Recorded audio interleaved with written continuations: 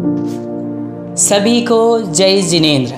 परम पूज्य आचार्य भगवंत उमा स्वामी महाराज द्वारा विरचित श्री तत्वासुद्धि ग्रंथ की टीका परम पूज्य आचार्य भगवंत पूज्यपाद स्वामी महाराज द्वारा विरचित श्री सर्वार्थ सिद्धि ग्रंथ का स्वाध्याय प्रश्नोत्तरी शैली एवं परिभाषात्मक ढंग के साथ भव्योदय चैनल के माध्यम से प्रस्तुत किया जा रहा है। आइए तो सभी महानुभाव मिलकर के स्वाध्याय प्रारंभ करते हैं। मोक्षे मार्गस्य नेतारं वेत्तारं कर्मभूभृतां ज्ञातारं विश्वतत्त्वानां वन्दे तद्गुणलब्धये। जय बोलिए देवादिदेव 1008 आदिमति शंकरादिनाथ भगवान की जय। जय बोलिए शांति शिरोमणि आचार्य भगवंत पूज्य गुरुदेव विद्यासागर जी महाराज की जय। परम पूज्य निर्यापक श्रमण मुनि पुंगव मुनि श्रेष्ठ सुधासागर जी महाराज की जय। मान्यवर परम पूज्य आचार्य भगवंत पूज्यपाद महाराज द्वारा विरचित ग्रंथादिराज सर्वार्थ सिद्धि जी का स्वाध्याय चल रहा है, जिसमें चर्चा 9वें अध्याय में संवर और निर्जरा तत्व की चल रही है। हम सभी लोगों ने इसमें चर्चा जो चल रही थी वो हम जान रहे थे तप के भेद, और तप के भेद के पश्चात हमने प्रायश्चित तप के 9 भेद जाने थे। अब आगे हमें पढ़ना है विनय तप के 4 भेद। विनय के भेदों का ज्ञान कराने के लिए आगे का सूत्र कहते हैं ज्ञान दर्शन चारित्रोपचारा। ज्ञान दर्शन चारित्रोपचारा। विनय 4 प्रकार की, ज्ञान विनय, दर्शन विनय, चारित्र विनय, उपचार विनय। विनय कितने प्रकार की? ज्ञान विनय, दर्शन विनय, चारित्र विनय और उपचार विनय। विनय 4 प्रकार की होती है। अधिकार के अनुसार विनय इस पद का संबंध होता है ज्ञान विनय, दर्शन विनय, चारित्र विनय, उपचार विनय। बहुत आदर के साथ मोक्ष मार्ग के लिए ज्ञान का ग्रहण करना, उसका अभ्यास करना, स्मरण करना, ज्ञान विनय। अर्थात बहुत आदर सम्मान के साथ मोक्ष के लिए, किसके लिए? मोक्ष के लिए ज्ञान का ग्रहण करना, ज्ञान का अभ्यास करना, स्मरण करना, ये ज्ञान विनय है। जो आपने स्वाध्याय किया है तो वो स्वाध्याय किस लिए करो? मोक्ष के लिए, संसार के लिए नहीं, मोक्ष के लिए कि मुझे अपने आप को मोक्ष मार्ग में आगे बढ़ाना है, धर्म में आगे बनाना है। और वो बढ़ाने के लिए आलस को त्याग कर, आलस को छोड़कर आदर, कैसे? आदर पूर्वक, आदर के माध्यम से बिल्कुल जिनवाणी के प्रति विनय। जैसे जब भी स्वाध्याय करें आप, तो आप एक बात याद रखें, इतने बड़े हम सर्वार्थ सिद्धि ग्रंथादिराज का स्वाध्याय कर रहे हैं तो एक बैठने का योग्य स्थान हो, जहाँ पर ज़्यादा लोग आते जाते ना हो, ज़्यादा आना जाना ना हो, योग्य स्थान हो बैठने का।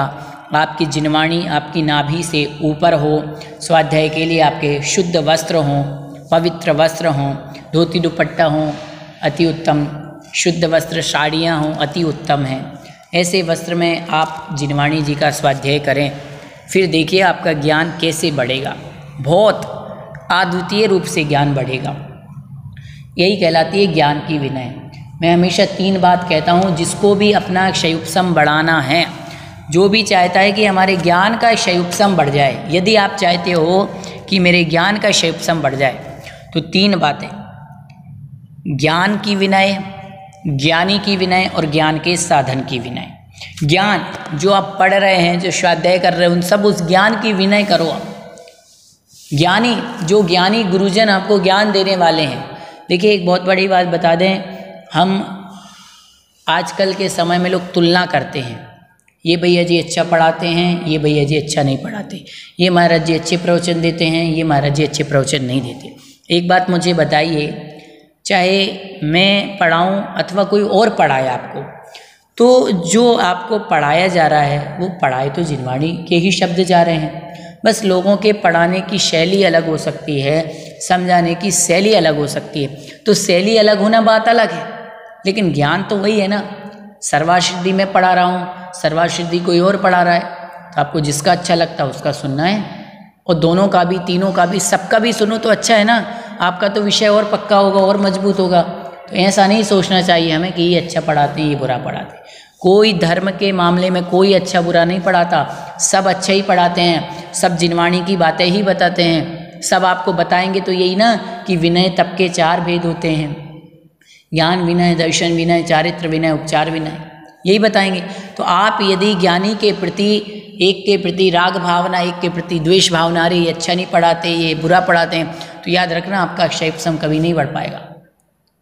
अपने जो आज के समय में बच्चे क्या करते हैं, यही तो करते हैं, जो उनके गुरु रहते हैं उनके प्रति वो नए नए नाम निकालते हैं, गुरुओं के अनेक अनेक नाम रखते हैं, इसलिए उनका ज्ञान नहीं बढ़ पाता। गुरुओं का सम्मान करना सीखो, जो ज्ञानी है उनका सम्मान करना सीखो, जो आपको एक अक्षर का भी ज्ञान दे दे उनका सम्मान करना सीखो। और ज्ञान के साधन, ज्ञान, ज्ञानी और ज्ञान के साधन, जो ज्ञान के साधन, ये पुस्तक है, ये टेबल है, ये पेंसिल है, ये पेन, इनकी विनय करना सीखो। हम लोग क्या करते हैं कि जो रफ पेपर होते हैं उनको डस्टबिन में फेंक देते हैं, न्यूज़पेपर को रद्दी में भेज देते हैं। अरे ये कचरा थोड़ी है, न्यूज़पेपर आप कहते हो ये रद्दी हो गया, आज तो आपने पढ़ा और कल ये रद्दी हो गया। उसको यदि आप रद्दी वाले को बेच रहे हो और वो किसी के खाने में जा रहा है, किसी चीज़ में जा रहा है, याद रखो कितना पाप लगता है, आपने उसको रद्दी कह दिया। जिस पुस्तकों को पढ़ करके आपका बच्चा IAS IPS बनने के बाद वो पुस्तकें काम की नहीं रही तो बोले इन्हें रद्दी में बेच दो। अरे जिसको पढ़ करके हम इतनी बड़ी उत्कृष्ट ऊंचाइयों को प्राप्त किया उसे रद्दी में कैसे बेच दें। उनकी विनय करना सीखो, जिनवाणी की विनय करना, कोई भी पुस्तक हो सबकी विनय करना आना चाहिए, ये ज्ञान विनय है। फिर कह रहे हैं शंकादि दोषों से रहित तत्वार्थ का श्रद्धान करना दर्शन विनय है। अर्थात जो 8 प्रकार के दोष होते हैं, शंका, कांक्षा, विचिकित्सा, फिर अन्य दृष्टि, अनुपगूहन, मूढ़ दृष्टि, फिर अनस्थितिकरण, स्थितिकरण का उल्टा हो जाएगा अस्थितिकरण, अवात्सल्य और अप्रभावना, प्रभावना नहीं करते। तो इनके 8 शंकादि दोषों से रहित और निशंकित आदि 8 गुणों से शायद, निशंकित, निकांचित, निर्विचिकित्सा और अमूढ़ दृष्टि, उपगूहन, वात्सल्य, प्रभावना, स्थितिकरण, इन 8 गुणों से सहित श्रद्धा करना ये दर्शन विनय है। समझ गए? तत्वार्थ के ऊपर 7 जो तत्व जिनेंद्र भगवान ने कहे उसके ऊपर श्रद्धा करना ये दर्शन विनय। सम्यक दृष्टि का चारित्र में चित्त लगाना, चारित्र विनय। जो सम्यक दृष्टि होता है वो चारित्र का निर्दोष रूप से पालन करे, अपना मन अपना चित्त चारित्र में लगावे, वो चारित्र विनय। जैसे गुरु महाराज हैं, साधु संत है, उनकी चारित्र विनय क्या है? अपना जो आपने चारित्र ग्रहण किया है उसमें मन वचन काय तीनों से बिल्कुल एकदम तत्पर रहना। मुनिराज को देखना, कभी आलस नहीं करते, कभी प्रमाद नहीं करते। ये नहीं कि आज तो भैया आलस आ रहा है, आज तो ठंडी हो रही है, आज सामायिक नहीं करते। समझ रहे हो? उनकी चाहे होली हो चाहे दिवाली हो, उन्हें के पर्व तो 365 दिन हैं। 365 दिन उनके 10 लक्षण हैं, क्योंकि वो हमेशा ही चारित्र की विनय करते हैं। और फिर कहते हैं उपचार विनय। उपचार विनय क्या होती है? आचार आदि उनके समक्ष आने पर खड़े हो जाना, उनके पीछे पीछे चलना, नमस्कार आदि करना उपचार विनय है। उनके परोक्ष में भी काय वचन मन से नमस्कार करना, गुणों का कीर्तन करना, स्मरण करना, ये उपचार विनय। जैसे कि आचार्य परमेष्ठी होते हैं और संघ में जो सभी मुनिराज होते हैं वो मुनिराज क्या करते हैं? जैसे कि आचार्य श्री आ गए तो सभी साधु संत खड़े हो जाएंगे। आचार्य श्री खड़े हैं तो बाकी के साधु भी लोग भी, मुनि संघ भी खड़ा रहे, बैठेगा नहीं। और आचार्य श्री नहीं भी हैं, कोई दूसरी जगह आचार्य श्री हैं, शिष्य कहीं और हैं, तो भी वहाँ बैठ कर के वो क्या करते हैं? वहाँ बैठ कर के आचार्य श्री की वंदना करते हैं, आचार्य श्री की आचार भक्ति करते हैं और गुरु को नमस्कार करते हैं, उनकी जयकारा बोलते हैं। ये सब उपचार विनय है। गुरु सामने नहीं है फिर भी उन्हें पीछे से नमस्कार करना, ये सब उपचार विनय। तो इस प्रकार से 4 प्रकार की विनय हुई। ज्ञान विनय अर्थात आलस्य आदि को छोड़ करके योग्य काल में शास्त्रों का पढ़ना, अभ्यास करना, स्मरण करना, ये ज्ञान विनय।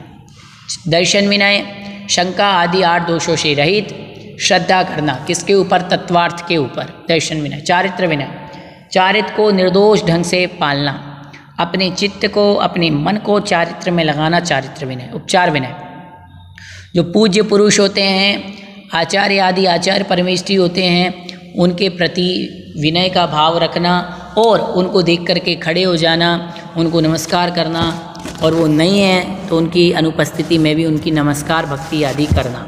ये सब क्या कहलाता है? उपचार विनय कहलाती है। इस प्रकार से विनय तप के 4 भेद हुए। तो प्रायश्चित के 9, विनय के 4। अब वैयावृत्ति के 10 भेद बता रहे हैं। कहते हैं कि अब वैयावृत्ति के 10 भेदों का कथन करने के लिए आगे का सूत्र कहते हैं। आचार्य, उपाध्याय, तपस्वी, शैक्षण, ग्लान, गण, कुल, संग, साधु, मनोज्ञानाम। आचार्योपाध्याय, तपस्वी, शैक्षण, ग्लान, गण, कुल, संग, साधु, मनोज्ञानाम। अर्थात इसके 10 भेद हैं। आचार्य, उपाध्याय, तपस्वी, शैक्षण, ग्लान, गण, कुल, संग, साधु, मनोज्ञ। ये 10 भेद हो गए। कितने भेद हो गए? 10 भेद। वैयावृत्ति 10 प्रकार के साधुओं की जाती है। इन साधुओं की वैयावृत्ति की जाती है। कौन कौन? आचार्य, उपाध्याय, तपस्वी, शैक्षण, ग्लान, गण, कुल, संग, साधु, मनोज्ञ। वैयावृत्ति के 10 भेद कहते हैं, उसका विषय 10 प्रकार का है। आचार्य वैयावृत्ति, उपाध्याय वैयावृत्ति आदि। जिसके निमित्त से व्रतों का आचरण करते हैं वे आचार्य कहलाते हैं। जो शिक्षा दीक्षा देते हैं वे आचार्य कहलाते हैं। जिनके पास जाकर शास्त्र पढ़ते हैं वे उपाध्याय कहलाते हैं। जो महोपवास आदि अनुष्ठान करने वाले तपस्वी कहलाते हैं। जो शिक्षाशील होते हैं वे शैक्षण कहलाते हैं। रोग आदि से क्लांत शरीर वाला ग्लान, जिनका शरीर रोगों से पीड़ित है, वे ग्लान साधु कहलाते हैं। जो स्थविरों की संतति को गण कहते हैं। जो दीक्षापचार्य के शिष्य समुदाय को कुल कहते हैं। अर्थात जो दीक्षा का पूरा संघ है उसको कुल कहते हैं। 4 वर्ण के श्रमण के समुदाय को संघ कहते हैं। मुनि, आर्यका, श्रावक, श्राविका। चिरकाल से प्रविजित को साधु कहते हैं, अर्थात जो बहुत समय से दीक्षित है। लोक सम्मत साधु को मनोज्ञ कहते हैं, जो लोकमान्य साधु हैं। और व्याधि होने पर, परिचय आदि के होने पर, मिथ्यात्व आदि के प्राप्त होने पर शरीर की चेष्टा द्वारा, अन्य द्रव्य द्वारा प्रतिकार करना, ये वैयावृत्ति है। यही समाधि की प्राप्ति, विचिकित्सा का अभाव और प्रवचन वात्सल्य की अभिव्यक्ति के लिए किया जाता है। क्या कह रहे हैं? 10 प्रकार के साधु होते हैं, उनकी वैयावृत्ति करना। कौन से? आचार्य, जो स्वयं पंचाचार का पालन करते हैं और शिष्यों को भी पंचाचार का पालन करवाते हैं। जो शिक्षा दीक्षा देते हैं वो आचार्य कहलाते हैं, आचार्य परमेष्ठी, उनकी वैयावृत्ति करना। फिर उपाध्याय, जो मुनिवर शास्त्र पढ़ते हैं और दूसरों को पढ़ाते हैं। पाठक जिन्हें कहा जाता है, उनका काम ही है संघ में पढ़ना और पढ़ाना, उपाध्याय परमेष्ठी। तपस्वी, जो अपनी तपस्या में लीन रहते हैं, महीनों महीनों उपवास करते हैं, तपस्या करते हैं, सिंह निष्किरण जैसे व्रत करते हैं, वो तपस्वी साधु। शैक्षण, जो शिक्षा लेने वाले साधु होते हैं, जो शिक्षा लेते हैं वो शैक्षण साधु। ग्लान, जो रोगी होते हैं, ऐसे कई संघ में साधु होते हैं जिन्हें बीमारियां हो जाती हैं, रोग हो जाता है, पीड़ा हो जाता है, वो ग्लान साधु। फिर कह रहे गण, जो वृद्ध मुनियों के अनुसार चलने वाले साधु होते हैं वो गण। कुल, दीक्षा देने वाले आचार्य के शिष्य, जैसे आचार्य विद्यासागर जी महाराज हैं तो उनके जितने भी शिष्य हैं वो कुल कहलाए। संघ, ऋषि, यति, मुनि, अनगार, ये मुनियों के समूह को यहाँ पर संघ कहा है। यहाँ पर मुनियों के समूह को ही संघ कहा है। वैसे हम चतुर्विध संघ भी कहते हैं, जैसा अभी मैंने आपको बताया था, लेकिन यहाँ पर ऋषि, मुनि, यति, मुनि का ही संघ लिया है। साधु, बहुत काल से दीक्षित होते हैं वो साधु। और मनोज्ञ, जो लोक में ख्याति प्राप्त होते हैं वो साधु। तो इस प्रकार से आचार्य, उपाध्याय, शैक्षण, ग्लान, गण, कुल, संग, साधु, मनोज्ञ, इन सब की वैयावृत्ति करना। इन सब की क्या करना चाहिए? वैयावृत्ति करना। वैयावृत्ति तप कहलाता है। स्वाध्याय तप के 5 भेद होते हैं। अब आगे बता रहे हैं आचार्य भगवान, स्वाध्याय तप के 5 भेद। वाचना, प्रच्छना, अनुप्रेक्षा, आम्नाय, धर्मोपदेशा। वाचना, प्रच्छना, अनुप्रेक्षा, आम्नाय, धर्मोपदेशा।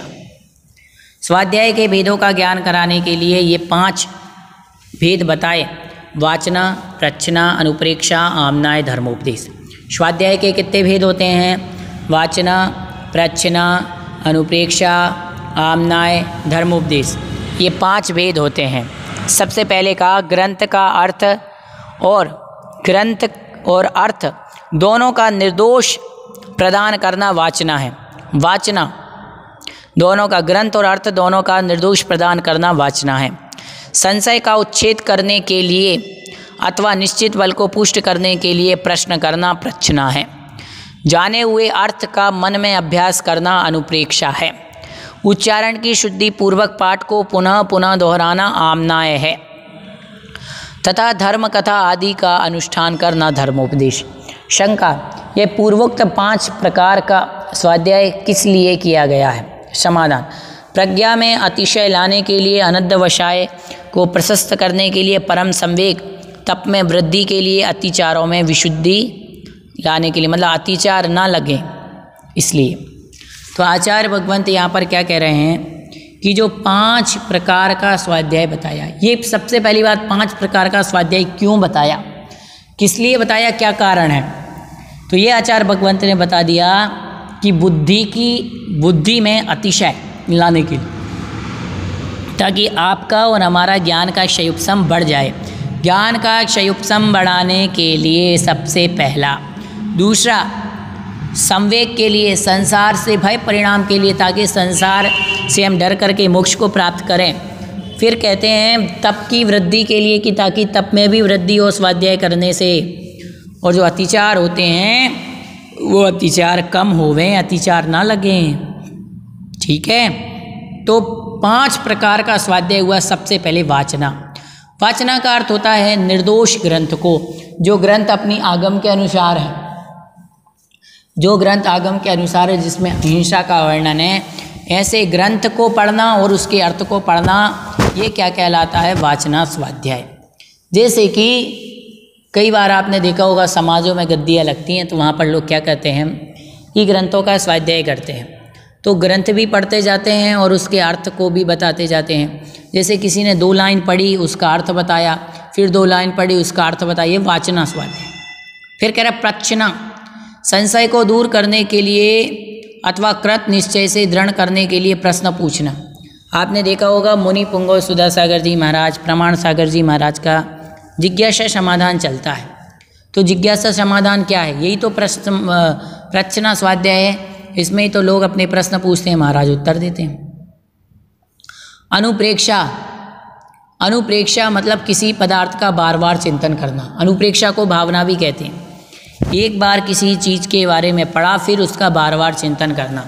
जैसे अनित्य भावना, संसार के में कोई भी मेरा नहीं है, संसार में शरीर अपवित्र है, अशुचि, ऐसा चिंतन करना अनुप्रेक्षा। आमनाय, निर्दोष उच्चारण करते हुए पाठ करना। जैसे भक्तांबर, कल्याण मंदिर, एक ही भाव स्तोत्र, महावीर अष्टक, वैराग्य भावना, जितने भी स्तोत्र आदि पाठ हैं, उन सबका धीरे धीरे क्या करना? उच्चारण करना। आमनाय। धर्मोपदेश, धर्म का उपदेश देना। महाराज लोग प्रवचन आदि हमें देते हैं धर्म का उपदेश, ये धर्मोपदेश कहलाता है। तो इस प्रकार से आपके ये कितने भेद हो गए? 5 भेद हो गए। किसके? स्वाध्याय के। अब विसर्ग के 2 भेद बता रहे हैं। बाह्याभ्यंतर पद्यो, बाह्याभ्यंतरो पद्यो, अर्थात बाह्य और आभ्यंतर उपाधि का त्याग, ये 2 प्रकार का विसर्ग है। बाह्य और आभ्यंतर। विसर्ग, विसर्जन करना विसर्ग कहलाता है, जिसका अर्थ त्याग होता है। विसर्ग का अर्थ होता है त्याग करना, और वो 2 प्रकार का, बाह्य उपाधि त्याग और आभ्यंतर उपाधि त्याग।